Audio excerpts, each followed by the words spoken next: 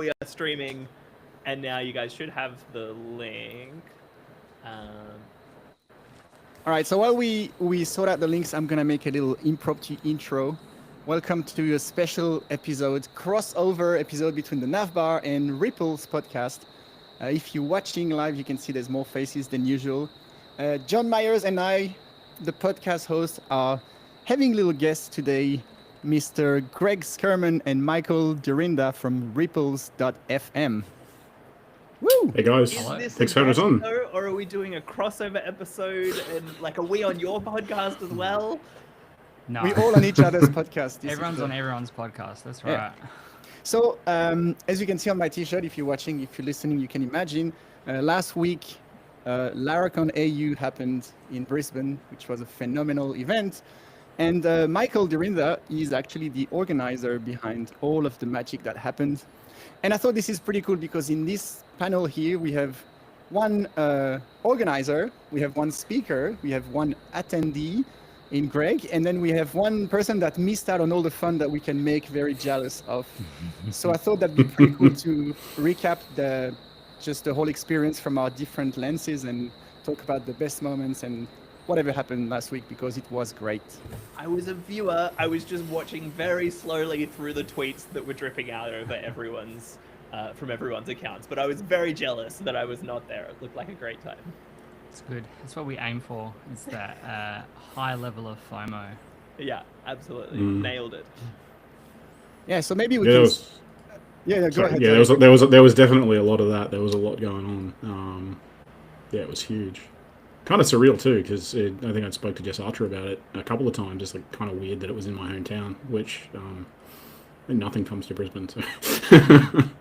Yeah, I was going to add Greg, who was the attendee in that panel. Let's say it comes to your hometown, so it's got that special flavor. Like most of the speakers and people traveling from a different place have that experience where they move to that conference, but like for you, it comes to you, so it's like another kind of magic just coming your way. Yeah, absolutely. I was in Sydney last year, and that was really cool. And this, yeah, it almost felt like a completely different conference. Actually, I think everyone's been giving Michael mad raps for at least the last week for what he pulled off. And I was privy to some of the surprises that were going to happen, but yeah, the whole thing just blew me away. It was an amazing venue. The weather was reasonably great. Everything kind of went off without a hitch except for the fire drill at the high tide party right at the end. Yes. Yeah, incredible event. And everyone should come next year if you missed out. So Sydney was last year. This year was Brisbane. So does this move around to different cities? Yeah, I mean, so when we started the event in 2018, Sydney seemed to be the place to go simply because it was like it's one of the biggest cities in the country. It was the easiest to get to because it was on the eastern seaboard. It was easy for international speakers to kind of get there and things like that. And so when we went looking for a venue there, we tried to find something that would service those requirements. And it's actually a friend of mine, Jack Skinner, who had held corporate events in that theatre that suggested I should check it out. And we kind of planned to make a home of it for effectively as long as we would fit there. And so we would have been there again this year if not for the fact that circumstances changed with the theatre company managing the theatre for corporate engagements. They sort of they're a children's theatre company. And so they were getting more and more of their touring shows in place that they didn't really have the capacity to do both anymore. And so I had sort of started looking around July of last year for other venues. And this was before I found out that they were moving on. And I think in August they sent an email saying, we're going to stop running corporate events here. And that kind of gave me the nudge to go, okay, well, let's look around and explore and see what's out there around the country. And Greg actually put me in touch with the Brisbane Economic Development Agency, who were like, there to do that kind of stuff for us. And so that made it really good in terms of getting to some different venues to look at them, to kind of talk about where we could go and things like that. So we were really pleased with, the red carpet that Brisbane rolled out for us. And so, that's why ultimately we landed in Brisbane this year, was because everything was kind of there. The location was very central. The the public transport situation is really good in Brisbane. It's a very walkable city. All of the accommodation was really close. So we ended up there, and I think that'll be our new home for a little while as well. Sounds pretty good. Yeah, that's one thing I wanted to outline is as a speaker, the venue where all the speakers stayed, the hotel, was at the entry of the Botanical Gardens, which is basically the conference venue is QUT, which is in the Botanical Gardens. So you would go down the hotel, cross one little road, and then be surrounded by trees and lizards and stuff. And that would be like a 7 to 10 minutes, really chill stroll in nature, literally no cars, no sound, only hearing birds and waterfalls. And yeah, it's super cool. Like you can imagine the same distance, but going through 6 blocks of cars and pedestrian crossing is very different than just chilling into this really nice nature strip. Yeah. So yeah, the convenience of the venues and the positioning from one to another, and also then there's also South Bank, which is like right across the river, which is the most beautiful part of Brisbane, I guess, at least as a visitor. So that made it for a super good experience for all the speakers and attendees, I think. There's a lot of good bluey spotting to go on through South Bank as well. So if you Guys go to Bluey World. I think Michael went to Bluey World after, but there's a couple of, because for those who don't realise, Bluey is produced in Brisbane, and Brisbane's almost a character in the Bluey universe. So there's a number of episodes that feature elements of South Bank. The South Bank Arboretum shows up at least in one episode. In there's actually an ice cream stand there that appears as well, so you can go and live your Bluey fantasies if you want to. So hopefully some people picked up on that. I mean, maybe it's just a Brisbane resident thing when you see those. I had no idea, literally no idea that it was produced there and was featured. Like some of the iconic parts of Brisbane were featured. Never made a connection, but now I'm pretty sure next time I see an episode, I'll be, oh yeah, there's the program. Is it plastered just all over the city, like billboards that are like Bluey's Town? Not overly. I mean, sometimes when there's like they had like a live show. A couple of years ago they brought a live show and they did then. But yeah, I think a lot of it's really just Easter eggs for the locals. So whenever there's an aerial shot, you can pick out you can pick the skyline out, and I think some of the more recent episodes they had, they went up to Mount Cootha, which is the place where all the TV stations broadcast from, and there's a big lookout up there. So I think most of them are just Easter eggs for locals. But yeah, if you're a parent and you watch the show and you were cruising around Brisbane last week, you might have picked a handful of locations up. Nice. Another thing I want to outline that I really loved as Dorinda is trying to work out the best camera to work and talk to us. Nah, it's not going well, is it? Yeah, we can hear you, so as long as you can hear us. Yeah, one thing I really love is the conference, despite growing to 400 attendees, remained a single track event where there's only one place where there's talks, and you don't have to make the decision, I really want to see these two talks, which one? And when that happens, even if you see really good talks, then you go in the hallway and you start a conversation and realize, I have no idea what you're talking about. I missed that talk. So the fact that everyone has the same sort of experience as a guest of the conference, I think is a really good call. Yeah, I think so. It's, people have kind of floated the idea to me that, maybe we could do a multi-track conference. And I think in the scheme of things, in terms of like running the event that is Laracon, it needs to kind of stay as a single track thing, because the idea is that these are the talks, and you may not necessarily be interested in all of them, but I think what we found last year, and certainly the early feedback that we've got this year from people, is that they sit in a room with these talks that we've curated for the event, and there's always these sleeper hits and the things that you don't really expect to be of interest to you often are some of the more memorable talks from the conference. And so, it's always a balance, I think, especially when you've got 400 people in a room, that, not every talk is going to be for every person, but we try and have a good cross section for all of the different types of people that we know that are going to be there, the different backgrounds that,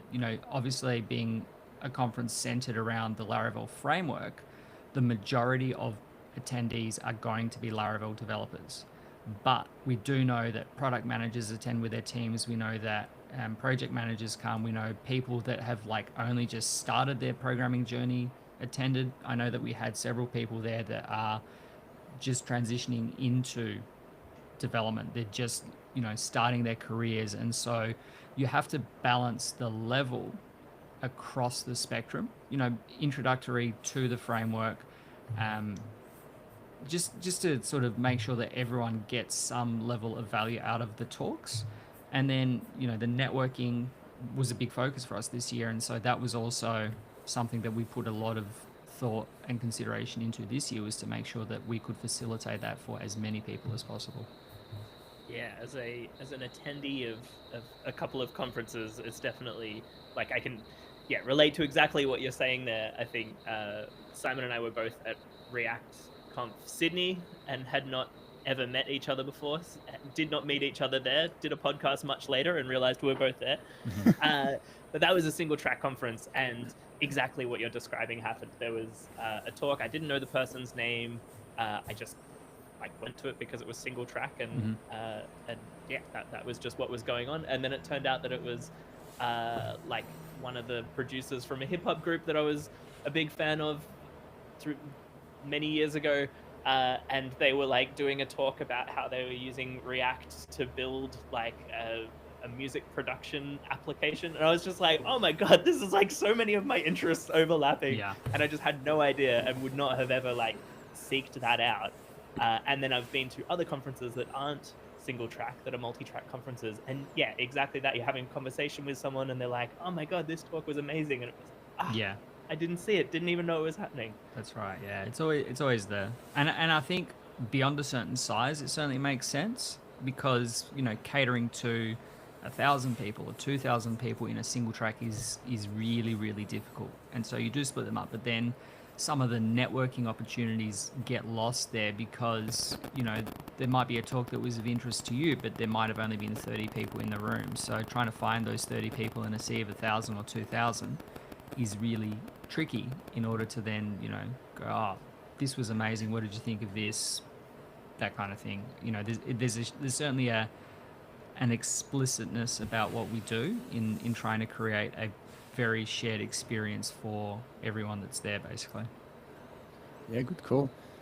Speaking of networking, I think one of my favorite thing of the conference is the ample opportunity for networking. There was never more than 2 talks in a row. Literally every 2 talks there was a break or lunch or a break. And then before the talks, after the talks, in the evening, there was so many opportunities to network, and people really did just that. In my opinion, in my head, talks at conferences, you're never gonna teach someone how to be a developer in a 30-minute talk. Sometimes you give some nuggets that are directly applicable, like Matt Stauffer did, but quite often it's to inspire people and create some conversations. And usually you watch the talks and then you put like-minded people in the room right after the talks, give them some coffee, some food, and that's where the magic happens of oh, it just made me think of this, and then people exchange their experience that relates to this. And I've been part of so many great conversations and overheard a group next to me also having great conversations. So to me, that's the real value of conferences. You can watch the talks later online, but you will never have that networking gold, that's the price of admission, I think, is to get into these moments, and there was plenty of time for that. Yeah. You also kind of reinforces the messages from those talks as well. If you get the opportunity to hear it and then talk to people about it, it kind of helps that talk stick with you a bit more as well. So yeah, definitely. It's not. It doesn't happen by accident that we do these things. I think I think this time around too, just by virtue of the venue being larger, and not just the theatre. The theatre was what 100 seats bigger than the previous theatre or thereabouts.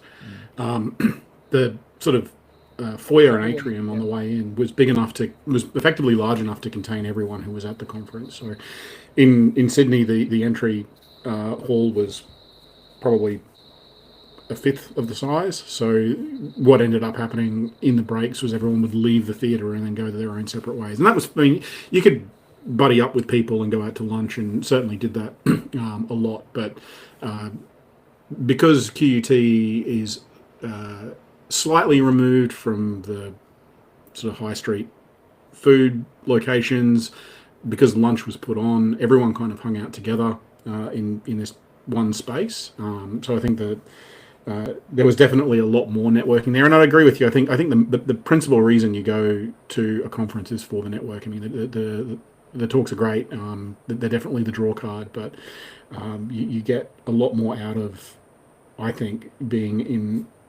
having such a concentration of like-minded people, all using the same tools or adjacent tools to what you're using, and that I think is the main reason why I go to conferences. At least it's always interested in the talks. I look at the talk schedule and mark off the ones that I absolutely can't possibly miss. But yeah, it's really the breaks in between sessions and the breakfast coffee and the afternoon drinks, I think, that are where I find the majority of the value. Yeah, even once you got out, because like you said, it's not immediately adjacent to some shops, so people went out because they wanted some air or whatever. It's like beautiful sunny sky, but even there you would go down the steps and it's a massive grassy area, super quiet, and people would sit in the grass and have lunch together. If I compare this to the venue in Darling Harbour in Sydney, it's also a beautiful venue, but as soon as you get out, there's like distractions and cafes and pubs and let's go grab a beer or lunch here, and people would go left and right and disperse. Where at QUT, people would stay in the foyer because it's big enough, and for those who wanted a bit of sunshine, like me, I tend to try to catch 5-10 minutes of sun, and it just recharges me. I would just walk down, and there's still everyone. It's almost like an extended deck or like patio or some sort of venue where it's still basically just the conference people, and I thought that was awesome. Yeah, when I went to tour the venue last year, it was like, how do we facilitate this? Because that was, in the early days of the conference, it was an avoidance mechanism. I don't have to cater if I get a theatre that's in the middle of, all of these eateries and things like that. But what we found, and in particular last year, after a 4-year hiatus because of, COVID, that people really crave that human connection, the ability to recharge the social battery, and the thoroughfare was no good because people came in their groups. If they came with people that they knew, if they came with their the company that they work for, they sort of came with that group of people. They sat for the talks in a dark room. They went out of the theatre during the breaks straight into going to get lunch together. And so there was not really any opportunity to mingle. So when I went there and I found out, they've got this foyer that they rent out as a cocktail venue, like as a cocktail function venue, I knew that, we would be in good stead. Even though that the theatre holds more people than the foyer did in that setting, there was, as Simon says, heaps of room out in the grassy areas. There was plenty of shade under the trees. There was the Botanic Gardens next door. And like, if people really wanted to, they had an hour and a half for lunch and they could shoot across the bridge into South Bank. And, there was plenty of options there as well if they wanted to do that. So I think realistically, it's probably the perfect venue for this kind of event. I looked at, I think, 3 others in Brisbane, and they were all nice venues in terms of the theatre, the auditorium, but they just didn't give the same opportunities for networking, and they also were kind of off the beaten track a little bit in terms of hard to get there for attendees. And that's something that you've got to think about when there's 400 people where, the majority of them, probably 60, 70%, are going to be traveling into Brisbane. They're not, you have to consider how are they all going to get there en masse, and how do we make that as easy as possible, whether, public transport or being walkable distances and things like that. This one really ticked all the boxes for us. Yeah. I'm going to piggyback on this, John, for your knowledge. So you hear all of these logistics of running a conference that might go behind the iceberg that people see. The venue, trying to plan for like people to have optimal mingle time and connections. This is one part of organizing a conference. Another big part that takes a lot of work and effort to do well is to have an MC for the conference.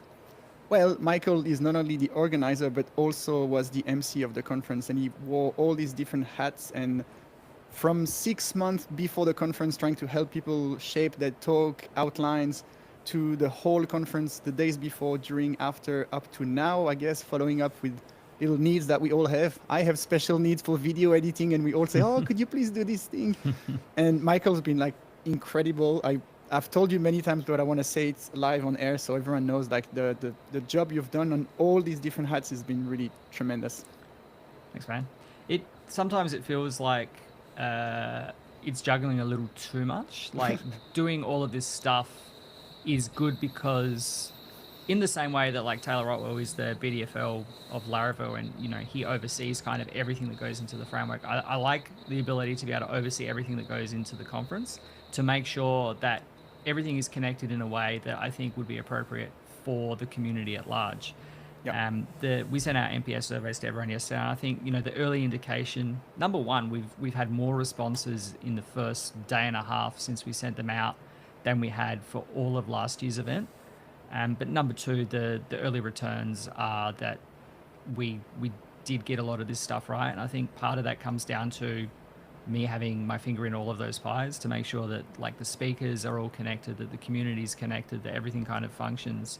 And I said this to you, Simon, and all of the speakers early on, and Greg, you would know this from last year as well, that it's important to me that the speakers are part of the fabric of the conference, and that they get to know each other a little bit beforehand, and that they have an understanding of each other's talks, because it helps to kind of thread the needle through 18 talks or whatever it was, or 17 talks over 2 days, where someone speaking in the afternoon on day one or on day two gets to kind of throw back to something that was said or something that was done earlier in the conference.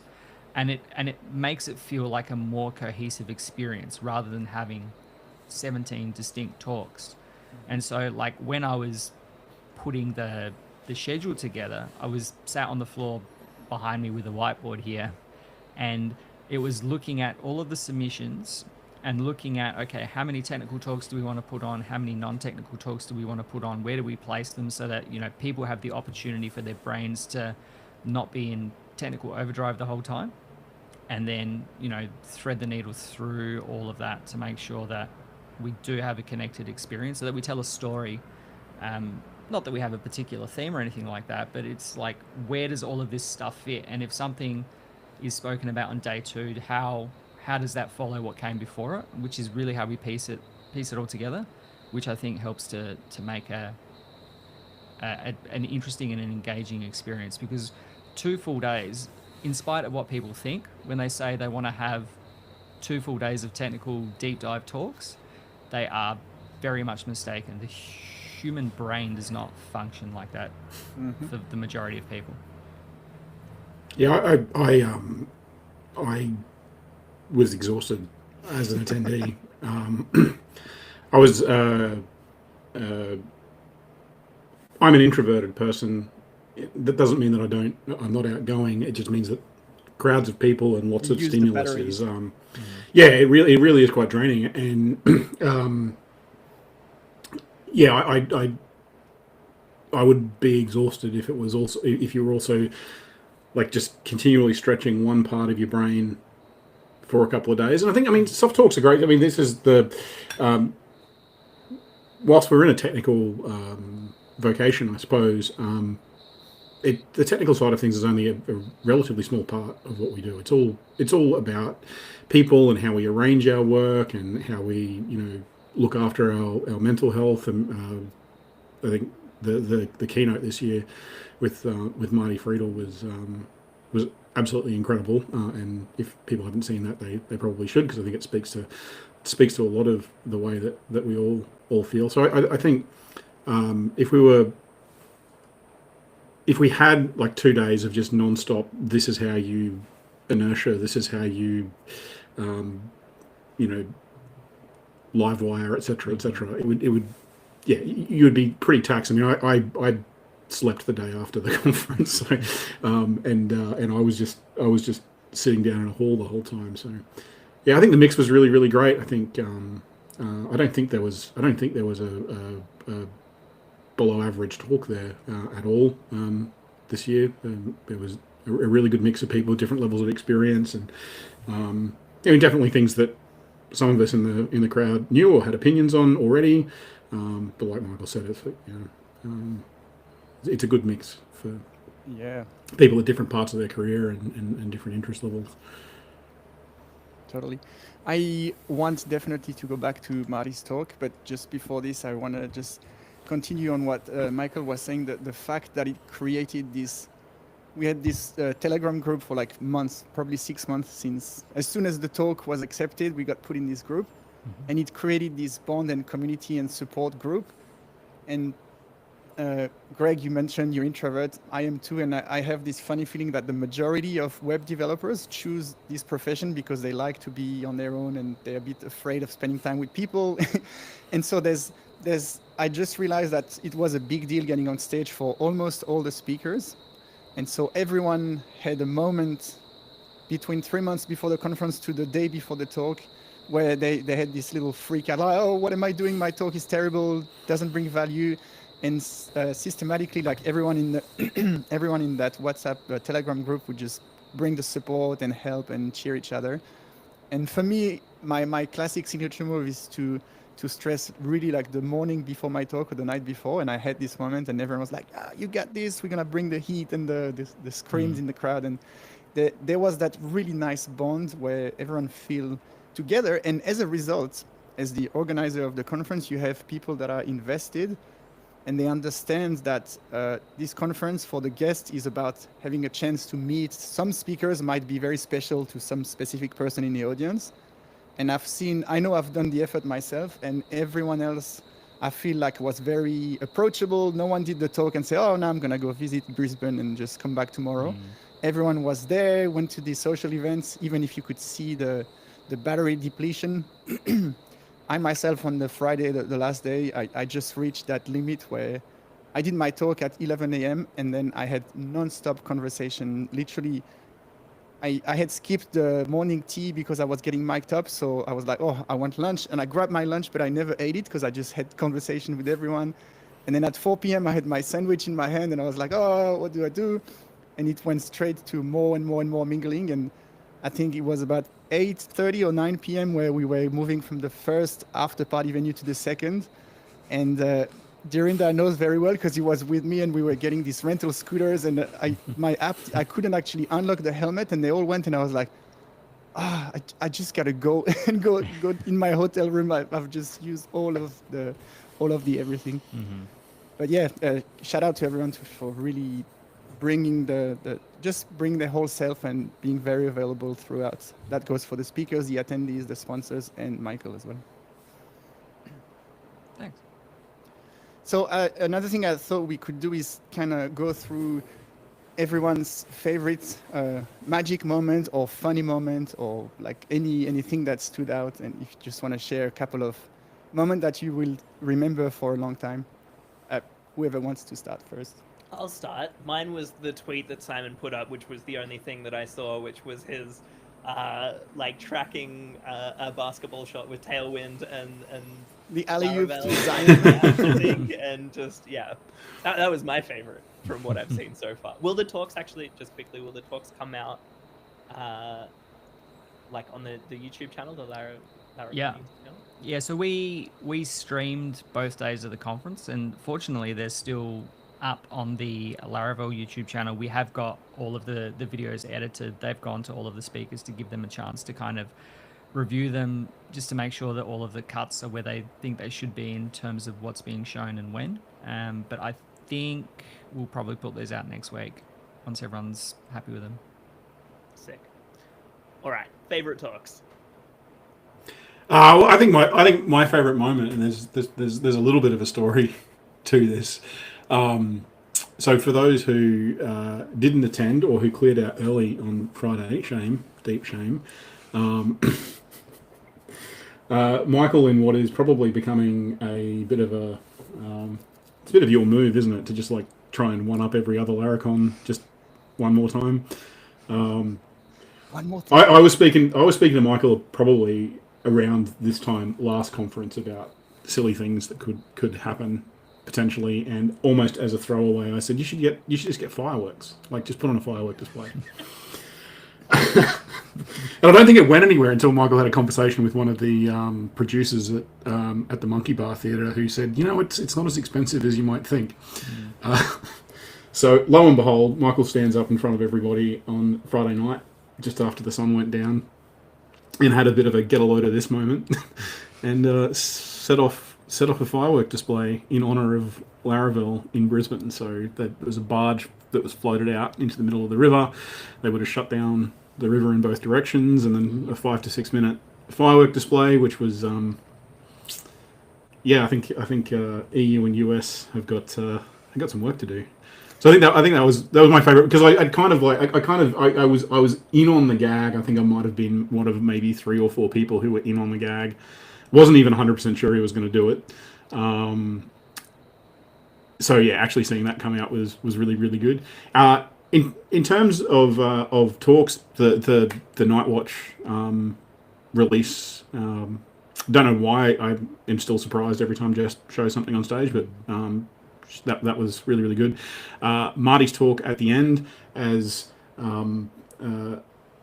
emotionally draining as that topic is, I think is an incredibly important thing that doesn't get anywhere near enough airtime. Do you want to explain for John and the audience who may have not seen the talk what the talk was about? Michael, you might be better positioned to talking about go through that. Yeah.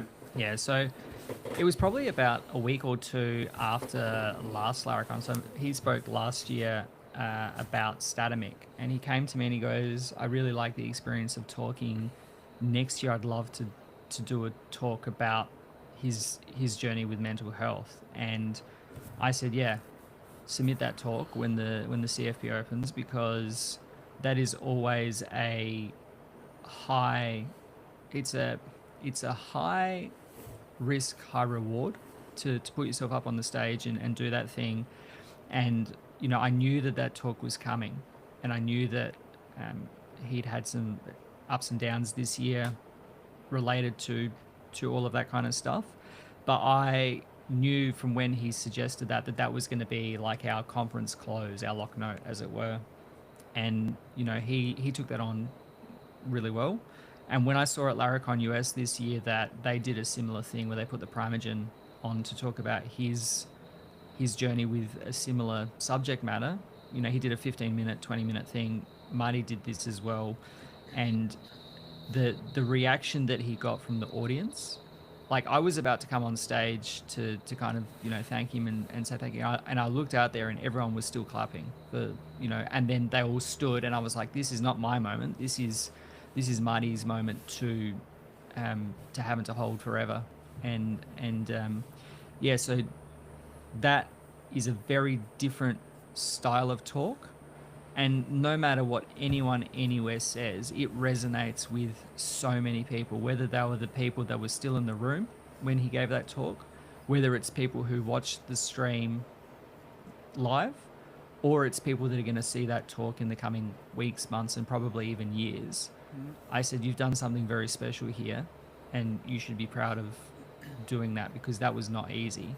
And the reaction tells you that was needed, and it resonated with basically everybody there. So I think too, like, keep in mind he was a first-time speaker last year and was nervous and was running a mile a minute when he was trying to get all of his Statamic stuff connected. To go from being a first-time speaker to then delivering the conference close on a deeply personal and difficult subject matter, and then he didn't make it easy for himself because there was nearly no slides. Yeah. There was a handful of slides. He had some photos from his childhood. He had a couple of key quotes just for emphasis, but he was effectively standing up there with a blank screen behind him the whole time. Yeah. And I speak at meetups. I speak in a corporate setting, and in some ways, your slide deck is a crutch, right? Because when you pause, you can always, when you get sort of lost, you can always refer to it. He not only delivered a personal topic that I know from the little that I know of Marty would have been very difficult for him to do, right at the very end, so that, because that talk is the one that people are going to remember, right at the end of the conference. He did it hard. He did it really, really hard, and it was it resonated deeply with me. I know there's probably not a dry eye in the house.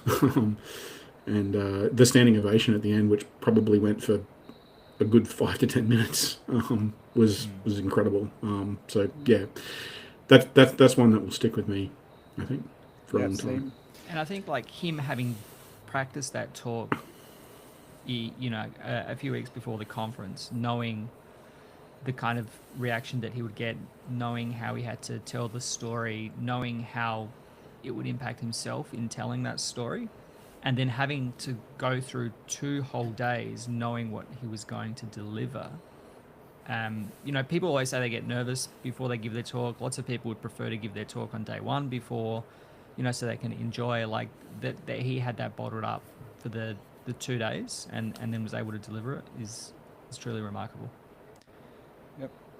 Like you said, zero crutch from the slides, and he did the thing that is the hardest, is to be comfortable with silence. During the talk, at least 6 or 7 times he paused for a good 5-6 seconds, which on stage feels like a 3 minute, and you could see everyone process what he just said, and getting that's how you really connect with people, and it takes a lot of courage. Most speakers will feel emptiness with a joke or and he just sat there staring at the crowd, and he was tearing himself because he was opening up to the audience, and that was a spectacular talk. And like you said, I was in the front row, and I don't even know what people did behind me, but I instantly stood up and clapped. I didn't even decide to get up. My body went up, and I turned around and everyone was up, and you could see everyone wiping their eyes, and just incredible moments. Yeah. And speaking with Marty, instantly after because it was live stream, he said, there's people from all around the world who's sharing, it resonated in the room, but anyone who saw this instantly went, holy shit, people must see that thing. And I think you're spot on. It's going to do the rounds for years and years, and probably be if there's a Hall of Fame of Laracon talks, it's probably up there. I think so, yeah. Yeah, 100%. Ooh, even just. How about you, Simon? What was your favorite moment? I think it's I have lots of them. To branch off the talks, one thing I found really cool is I am myself a customer of Aussie Broadband, which is like a internet provider in Australia. It was one of the sponsors at the conference. And I didn't realize the first day, but they all started recently using Tailwind CSS. And one of the things they implemented is a multi-theme strategy. And one of the person on the team got a workshop course that I do and implemented this thing. And so I saw the Aussie Broadband shirt, and I was already friendly faces. I don't know these people, but I like the company. And it turns out that we're all huge Tailwind fan, and they watched all the Tailwind Labs video that I've done. And I was like, this is so cool there's a company you like, and then you see the people under it, and they're really nice. And I just had this, we were taking selfies with they were like, oh, this is Simon Swiss. And I'm like, oh, this is Aussie Broadband. We just had that really, really cool connection at the hallway track, completely randomly. Just wait till Ryobi starts using Tailwind for their product pages. Yes, Our unofficial sponsor, Ryobi. That's right. We at the end of each episode we have like a little sick peek. We kind of stole the idea from Syntax FM, and John literally every time picks a different Ryobi tool from the, the electric power line. It's just so good. But talks wise, it's really hard. Well, Marty was like everyone would pick that one, I guess. I really like Joe Tannenbaum's doing animations in the terminal. He did a talk on. He ended up building a little video game in the terminal, like basically from scratch. It's using, I think it's using a PHP library that kind of gives you some nice little helpers, but it's still conceptually explaining how things work in the terminal, and you don't have fancy APIs and stuff. You just have to say, just add a space to make the thing move to the left, to the right, and stuff like that. That was a super interesting talk to me. Yeah. I don't. It's hard for me to pick a favorite talk because I saw lots of them from like backstage or from the side of the stage for periods of time while I was running around doing other things. But I do have a favorite moment. So we ran throughout the game, throughout the conference, this game using a mobile app that Mitch Davis built for us. And the idea was to like put networking and interaction with attendees at the very center of everything that we did over 2 days. And so we had this idea to have this selfie game where the idea was to like speak with people, make connections, and then take photos, because people always lament not taking. I was doing it earlier today in the speaker chat. I said, we all took selfies backstage before or after everyone's talks, but we didn't get group photos taken with the photographer this year, which was a bit upsetting when I realized that. But so the winner of that contest is someone that I know. They're from Adelaide, and they run the Adelaide meetup here.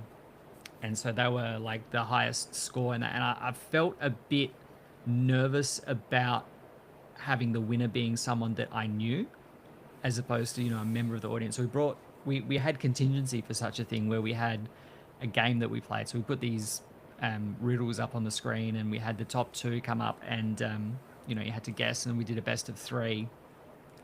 And that same person, Josh, won that. And my favorite moment, I think, from the whole conference was when he said, I don't actually need this laptop that we gave away. And he gave that onward to the students that came from She Codes, and was like, whichever of the 3 of you can decide amongst yourselves need this the most, I'm giving it to you. So I found out later that night that the girl that came up on stage to collect it, Anaya, collected it on behalf of one of the other girls that was there, Lucy, who had come up on stage the day before. And just, if you're not expecting to be on stage, it can be a bit confronting. And she, forgot how to speak English because English was not her. And like, I felt terrible for traumatizing her. But I found out from later that night that her laptop was actually been on its last legs. It's not holding its charge, and she ended up with it. And I think the moment for me was, the realization that the community that we have, that we continue to nurture, was in a position to do that for someone else who is just starting their journey in development, that, would have otherwise been at a disadvantage at that moment in their career. And to have someone do that for them, because, I think many of us will remember when we were at the start of our journeys as programming, when we're not as well off as we are now. We can't do those kinds of things. And so to be able to give them the opportunity to continue with what they're doing, and really have even more passion for it now, because you can see what the community is capable of. I think that was definitely the highlight of the conference for me, was seeing that, the community that we try and nurture, and the community that, I tried really hard to get to come together and engage and network and, be friendly and inclusive and welcoming, was, that was what it was and what it is and what it continues to be. And that starts really from Taylor at the top, fostering that, and, just our community being an extension of that is wonderful to see. Well said. Well said. I consider myself sort of at the moment external to Laravel because I come from a React, Node.js, JavaScript world, and I don't really use Laravel on a day-to-day. But this is something I've always, from the beginning, heard.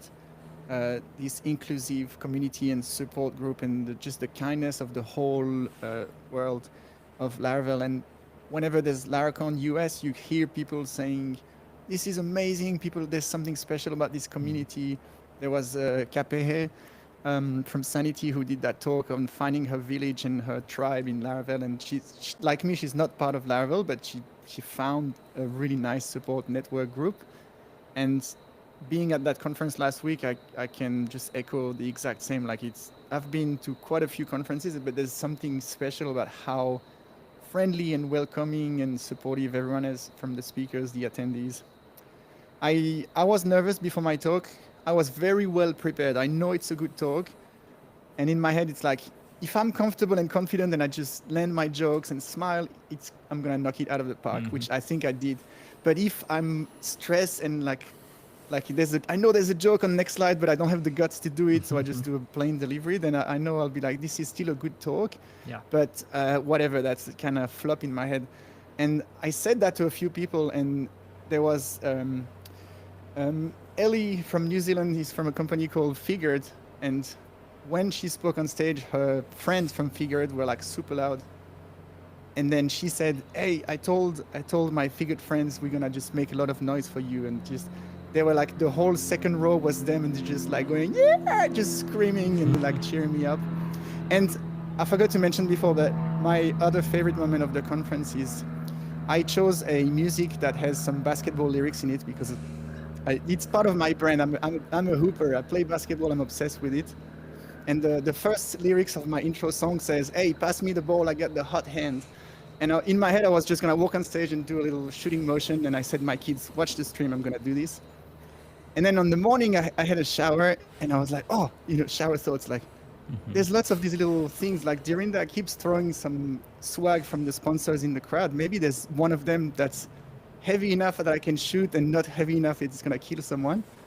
And Michael find this really cool, what is the dinosaurs? The Ventrosaur, yeah. Ventrosaurus from Ventra IP. And he said, would that work? And I was like, oh, sick. And so when Michael introduced me, usually he just walks off, and this time he stayed with the little dinosaur. And when it says pass me the ball, he just did he's a basketball player too, so he did a nice chest pass in the shooting pocket, and I just shot it in the crowd. And maybe it wasn't that loud, but in my head it sounded like a roar, like just everyone going crazy.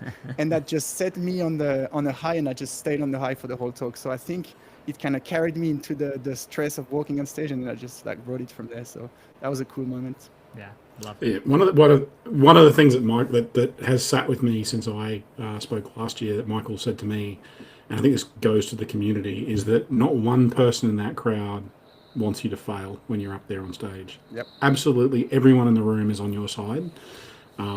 So yeah, deliver the jokes, be goofy, mess it up, have a good time, because that I think makes for like more authentic talks and a better experience all around. But it's absolutely true. Like the whole community turned up. I mean, I know in some ways it's about the speakers because they're the ones who are, names up in lights. But everyone who was there was participating and barracking for everyone who was on stage. So yeah, it was awesome. Yep. Can't wait for next year. Can we do it soon?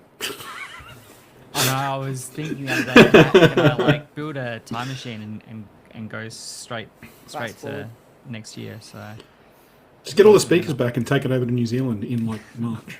You joke, but I have considered this. I have considered this as an option to do like a Thursday, Friday, Monday, Tuesday thing where like we take the weekend to fly everyone over to New Zealand. But yeah, I don't know. It would be fun though. It would be fun. Well, I did ask you on Friday night, what else do you do now? So I mean, I thought that last year, like what do I do this year to make it even better? And I think I've really stitched myself up this time. So if you get to a point where it's so good, if you manage to stay there, it's like you don't always have to +1. Maybe it's something like you've got this reputation now, so maybe you do. Yeah. It's like Well, I Michael's definitely gonna do one more thing.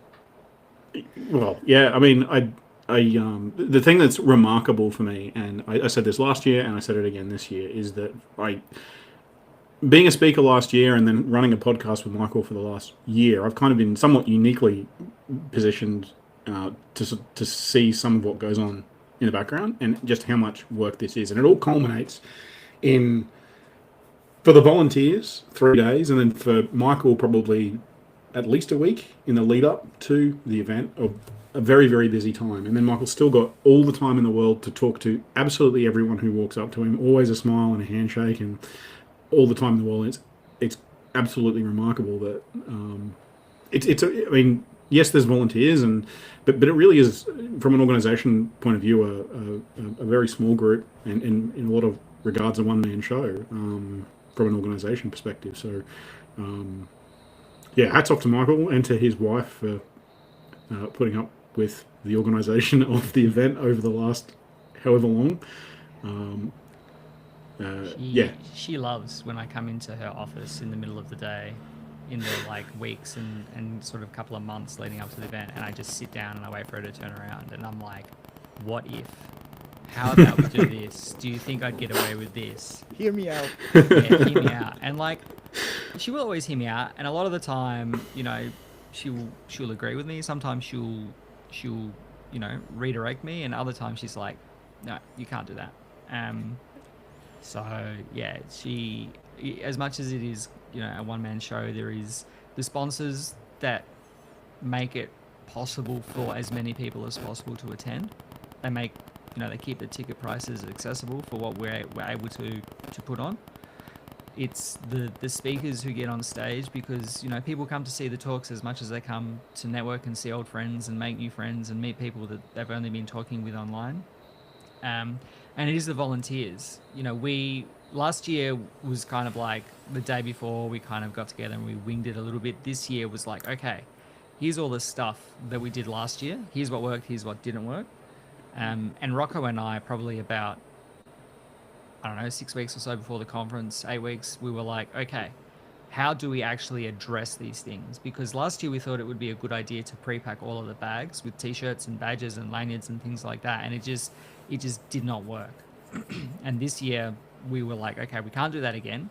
What are we going to do this year to make it work? And I think this year we found a good balance. We'll hand out the badges at the door. We'll direct people to go and collect their swag bag, and from there we'll send them to get their t-shirts, and then they can move into the foyer and they can have breakfast and they can meet with the sponsors and they can start chatting.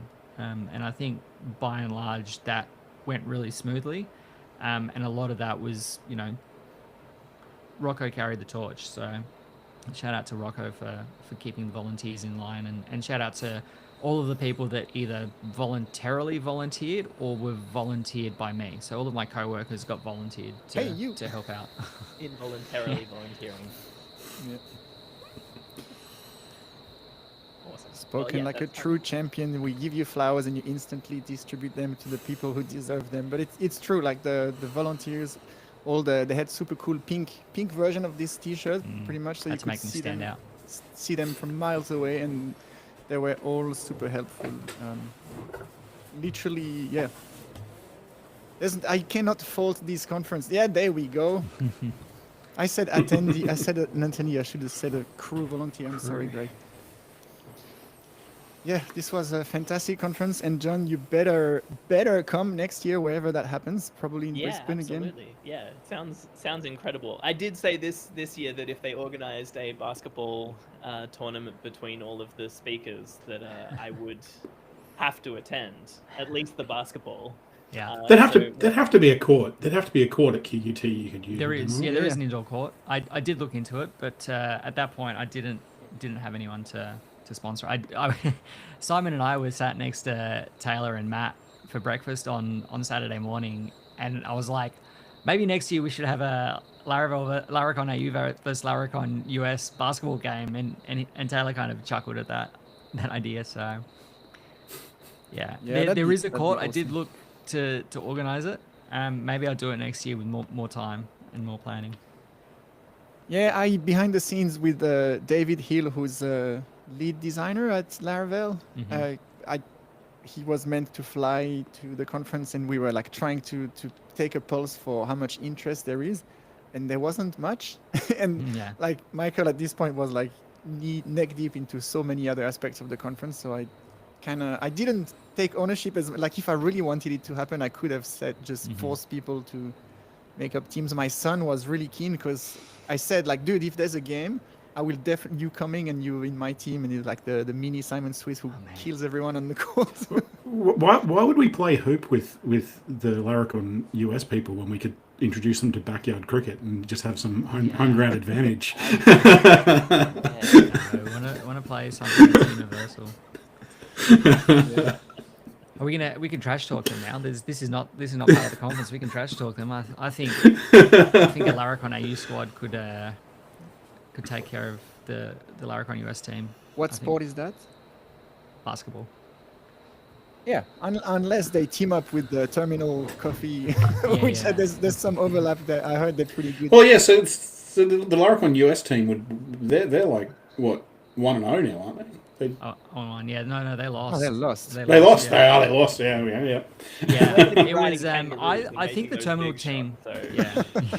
I think the Terminal team took it a bit more seriously, so it'd be interesting to see if it happens. They had a lot of ringers too. They had a lot of ringers from the Laravel community. Yeah. I loved Aaron Francis was tweeting, they have college players. What the hell? What am I supposed to do? I didn't realize that Adam was a varsity baller. Oh yeah, varsity player. He was flaunting it like the weeks ahead. They were like, really, guys, we're coming. Yeah. You're not ready. Even like the Primogen, who I don't think necessarily plays hoops, but he was just fit. Like he was up and down the floor from the opening tip. He was up and down the floor. He was picking up D full court. I'm like, this is supposed to be a friendly game. None of that. I remember when that used to happen playing social basketball and people would pick up at full court. I'm like, what are you? Go over there. We're doing a half court set. All right, get out of here. I'm not doing this. It's 10 o'clock at night. Yeah. I listened to the Mostly Technical podcast where Aaron Francis was recapping literally right after the conference, and he was talking about how fast and fit Primogen was, and he was like, then he looks on his bench and there's this guy in thongs smoking smoking a vape, and he's like, oh shit, this is not gonna go well. Yeah. That'd be fun. This sounds like an incredible conference, and I would definitely love to be a part of it next year. Get on stage. Before we wrap up, though, submit to speak. We're going to put you on the spot with some sick picks. And so, Simon, do you have anything this week? Oh, yes, do I have. This is an object, but it expands to the whole. My sick pick is the conference swag from last week. Especially this hat, Laracon Brisbane 24, is freaking awesome. But the whole brand and the vibe and stuff. My only complaint is there's no board shorts, but this goes to Michael's wife, it's one of these no you can't do. That was the one. Hey, hear me out. What if we did some board shorts? Yeah. I mean, we did the Hawaiian shirts. Those were pretty cool. Yes. Oh, yes. I don't have it here. It's upstairs, but it's. And again, we were talking about how conference organizers have all these little fires to put out. So something happened, and my badge didn't arrive, and so the shirt wasn't there. And then Michael just scrambled to get me a shirt, and then like an asshole that I am, I was like, oh, it's a bit too small. Do you have a different size? And the last day on the morning after the conference, he's like going upstairs and he comes back down with the right size thing, and still now trying to get my badge to arrive. It's all these little things. But yeah, the brand, I think it's Nucleus, the sponsor that was doing, they did all the branding, the website has that brand, and the intro video, the movie. Yes, we didn't even talk about this. John will send you links on YouTube for 3 things: the fireworks, the intro video, and Marty's talk. And then you have to watch all of these, and then you can watch a lot more. But these 3 are non-negotiable. This was amazing. So shout out to Nucleus. See, they're sponsoring. They're getting the ripple effect, and it's genuine. No one asked me to do this. So yeah, this hat specifically, but all the brand is my sick pick. That hat almost didn't happen. That was the vendor that did our shirts sent like a few different items that were like, here's some other stuff that we could do if you're interested in for swag. And I showed it to, I think it was the speakers that I showed that hat. I was like, Yeah. do I get this made? And Everyone was everyone resounding wanted it. yes. Yeah, everyone was in on that. So The answer to that question is always yes. yeah. Yeah. Yeah. Do you have any sick pick on the top of your head all prepared? No one told you, but No, nothing prepared, but I do have something off the top of my head. I'm looking at it now. This Roadcaster Duo that I got. So Ooh, I've been yes. eyeing this off for a while, and I'm like, I don't really need it. I was trying to justify, and I couldn't make it happen. And Matt Stauffer said that he wanted to record a podcast with Taylor and Jess when they, after they'd launched Nightwatch, face to face in Brisbane. I said, yeah, well, what are we going to do equipment wise? And he goes, oh, I'll just bring stuff. I'm like, no, you're not going to bring recording US. equipment from Atlanta to Brisbane. I said, I'll sort it out. So I went and got the Roadcaster. I got a couple of the wireless Go, like the influencer mics, and they come. Pros, whatever. I don't know where the box is, but I got these. They're like $30. It's like a handheld mic thing that you just slip the you put wireless the Go. wireless Yeah. Go, and then it becomes like a And so it becomes like a handheld mic. So they were using that, and that episode came out yesterday, and it sounded really good. I was very impressed with the quality of that. So, yeah, I mean, probably most of your listeners are not in a position to be buying audio equipment to record podcasts with, but definitely a sick pick for me. all these equipment bits you mentioned are from an Australian company called Rode, the Podcaster Duo and the They wireless use Go. Laravel too. Oh, yeah, they do great. Can they sponsor the event next year, Mark? Yeah, I don't know why they weren't at Laracon this year, but Yeah, and they have an I've seen them. awesome social media presence. They actually that might be possible to get them, and just then you can do little interviews and podcasts and Yeah. get people's reaction after the I'll have to talks reach out because to they them. provide more. But yeah, I actually reached out to Rode when I first started as a DevRel, and I was like, oh, serious people have sponsorships and stuff, and they do like videos on like product placement videos and stuff, talking about some piece of gear that's just come out. And I reached out to them, and they were just like, dude, you have 100 followers. Not yet. Come back to us. All right, that's fair. get some reps in. Please. I see at least one Rode pod mic sitting there. It's a bit far to say, but yeah, they do just really nice looking and very good sounding equipment. Yeah, I packed away all of I had a DBX and I had a Scarlett. I had the whole, traditional setup, but now it's all just that, and I've got it sat like I happened to see it in passing in a video. It's got like a Visa mount on the back of it, so it's sat over here on a monitor arm now with a Visa mount. So I it's off the desk and out of the way. So I've got all of this extra space on my desk now. Rode sponsor Laracon 25, and we'll have lots of product placement. Yeah, we lots will. of very smart Laravel people. All right, Greg, what Rode piece of equipment are you picking? So this is hard because I didn't prep. My wife just bought a new car, and I know that it's. I won't sick pick the car, and I know I'm very late to the party on this, but Apple CarPlay, like, where the hell has that been my entire life? So if you don't have it, go get it. I did find, I can't remember the name of it. There are companies that make boxes that plug into the video input for cars that don't have it, that will give it to you. So there are affordable ways out to get that. But I imagine everyone's probably already got it, and I'm just 10 years too late. But Yeah, when we got our more recent car, it's not a new car, but when we got that car and it had Apple Play, I was hooked immediately, and then upgraded our old car to have Apple Play. And so I bought one of those dongle things that you're talking about. We had to get because it was quite an old car, so I needed to get the whole head unit replaced with essentially an Android tablet that could recognize the dongle. But awesome. Apple Play, fantastic. yeah, we spent an hour with the dealer configuring it because modern cars are they're spaceships. And it's got a fairly sophisticated infotainment system built into it, and then you just plug your phone into CarPlay, and it's just your phone. And it's like, well, why did I need to do all of the other things? I've got everything I want right here. Thanks very much. Yeah. All right, my sick pick is legitimately. I was planning this before you said anything, but it actually is a Rode mic. I have just purchased I think it's called a Video Pro Plus Video, I don't know, Rode. Little shotgun? Yeah, that like mounts onto the camera and just has like a 3.5 plug that goes into the camera. Nice. And I've tried to do this in the past. I had a Rode NTG3, I think. And it was good, and it was good sound, but it picked up so much room noise and so much of the bouncing of this room, which does have like a bunch of curtains and carpet and things. But yeah, it was just like not quite usable.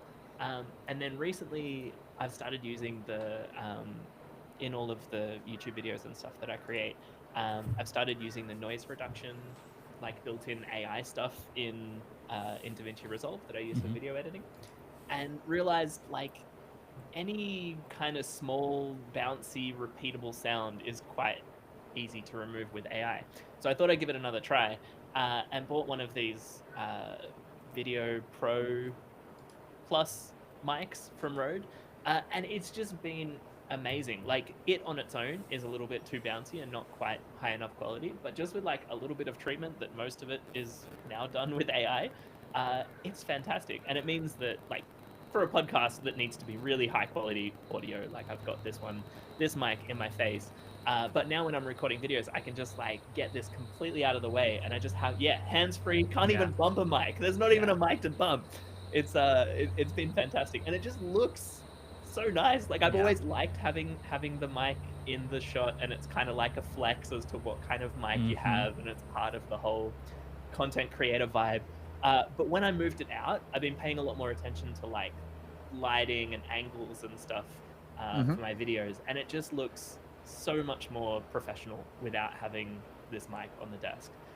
So shout out to Rode multiple times. Please sponsor both the Navbar Podcast and Laracon AU, please. Yeah, I have more than 100 followers now. There you go. It's fine. I sent a LinkedIn request to them, so let's see what comes of it, if anything. We'll get them on Ripples. Awesome. Greg, Michael. Oh no. Just one thing before we do that. Do you have anything you want to plug, like where people can find about you, follow you, support you, all the good things that we shamelessly steal from Syntax. You're allowed to share without shame anything that you want to shill to the people. Yeah, I mean, probably a bit late for Laracon AU now, but keep your eyes out for next year. We'll probably get that marketing machine rolling again around March, April. So, John, I expect to see a talk submission from you at the very least. I am on the site formerly known as Twitter at Michael Dorinda. I am probably now going to more predominantly move my social media presence to Blue Sky at dorinda.au. I guess that's how we say that. You can put links in the show notes because no one can spell my surname. That's me. Nice. Greg? Yeah, I'm at Greg Skirman on X, and I think Greg Skirman on LinkedIn. Probably the best place to find me. They'll be in the show notes. And just because I'm trying to keep the Laracon energy rolling, I do a small amount of boutique coaching for teams and individuals in their career. I'm currently running a 20% off deal for anyone who was at the conference if they book before the end of November. So reach out to me somewhere. Happy to have a chat to you about how I might be able to help you apply some of what you learned. Awesome. That's great to know. 20% off, you said? Yep. Laravel peeps, get on it. For anyone that attended the conference or listened to the Navbar Podcast episode. Sure, why not? Where can they find you? Me, I am still at Simon Swiss on most things. I'm still on Twitter. I refuse to call it X, but I'm also not going to leave it just right away. But I have moved recently some of my cheese to Blue Sky. And the first day I was like, oh, do I have the energy to rebuild an audience and stuff? And people say, no, it's not the same. You join these starter packs. And I did. And I was like, oh, I legitimately get confused if I'm on Twitter or Blue Sky. It feels the same. Yeah. UI is similar. I have 1,000 plus followers. I follow almost everyone that I valued from Twitter that has moved off. So it feels great. There's a lot of engagement. So yeah, Blue Sky is a nice place to say hello. I am at simonswiss.com there because you can link your domain name. John, you have to do this. Otherwise, you look like a boomer. you need to change your at bsky. I'm joking. You can do what you want. But I've seen Westboss. He had westboss.com. I was like, oh, how do you do this? And then I worked it out. It's a dns.txt record, and then you put, it's pretty cool. That's awesome that you can do it retrospectively too, because I was going to, I was wondering whether I needed to create a new account to. No, you can be change able it. to The only annoying thing about doing it is that it doesn't link to your So if you want to squat your username so people can find you, you've got to set up a separate account. So I did that for my Michael Dorena because that's where I am basically everywhere else. So yeah, I've just set that up and said go over here if you want to follow me. So if you think about it, because it's like a domain verification, it's the equivalent of a true check mark. Like if you can have that handle, technically you have hold of this domain. Yeah. So it's kind of nice way to say the real person. And during that, because I know you're a basketball fan, I've seen a lot of NBA players start to move to Blue Sky as well. First, I was like, I still on NBA for NBA Twitter. Yeah. But there's this week and the last, it started the migration as well very rapidly. So yeah, there's less and less good reasons to get all the weird posts on X and the videos you never asked about of people getting punched in the face. You're like, why did I just see that? I did that. Yeah. Well, yes, you can find me at johnmyers_io on Twitter. And I think at the moment it's johnmyers_io, whatever the Blue Sky, blah, blah, blah. But I will update it. So it is my actual domain of johnmyers.io. Nice. But yes, just go check on Simon's. Find me on Simon's followers. It'll be fine. Excellent. But thank you so much for joining us for another episode of the Navbar and an episode of Ripples FM. Ripples FM. Thank you so much. We will all talk to you in different ways next week. See you later. Thanks for coming. Thanks for having us. Thanks for having us, guys. All right, we are stopping. All right, I think we're stopped. We are no longer live. We just need to hang up.